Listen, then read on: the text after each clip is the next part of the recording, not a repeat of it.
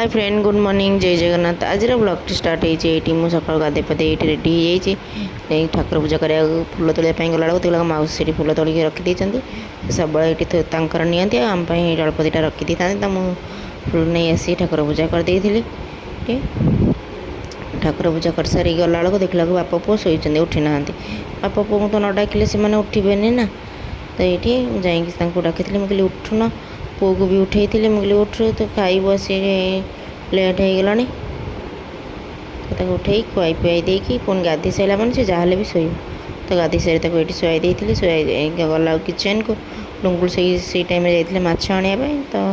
कहले मुझे चिंगुड़ी देखिए तो चिंगुड़ी तरकारी करें चिंगुड़ी नहीं जाए अल्प अल्प स्किन बाचिक नहीं आसी टे स्किन लगी तो सहीटा मुझे छाड़ी दूसरी मुझे हाँ तुम चिंगुड़ीटा धोई दि मुझे ब्रेकफास्ट बनई दूँ तो सी एपटे चिंगुड़ी धोया टाइम मुझे बनई दी ब्रेकफास्ट रे पनीर पुर दिया चकुली पिठा मैंने दोसा कहले भी चलो एक्चुअली पनीर स्टफिंग टाइम कल रात करी रखी बट मौसी खीरी और तरकारी देते तो से बनई नी प्लेन चकुली कर देती तो ये बनई दी और चटनी सहित डुंगडुंग दे दी सर्व करने तो सी बसी खाई गले ऑफिस काम करने मु मोर गली रोसई करने कारण मुझे आगुरी तो ब्रेकफास्ट कर दे तो ये आज ये चिंगुड़ी भाजिकी मुझे चिंगुड़ी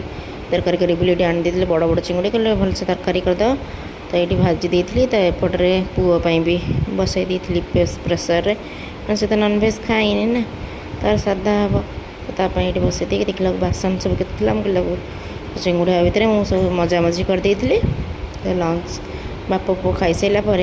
मुझे खाई देखते आमिषा चिंगुड़ी तरकारी देता खाई लंच खाई सारे रेस्ट नहीं कि सब उठिकी तो बासी कम सरापर राम बाबू भी उठी जाते नहीं आम से इवनिंग वार्क करूँ चार्टा बेल शोक उठे बाहर को जी ना ना कि भल लगे तो आज सन्ध्या बेले जाइए मामू घर आड़े बुले मैंने राम मामू घर आड़े तो भाज आम कोल्ड कफी बनई देते गला ऋषि शो पड़ता तो अल्प समय बसिक आम पलि आसलु भाज हाथ कोल्ड कफी पीकी